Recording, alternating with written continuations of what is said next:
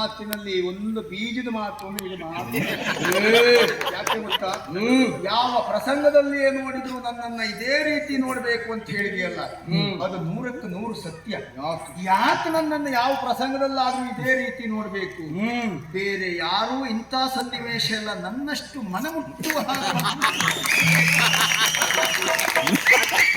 ಪ್ರಾಣಿಗಳೆಲ್ಲ ತಂದಳು.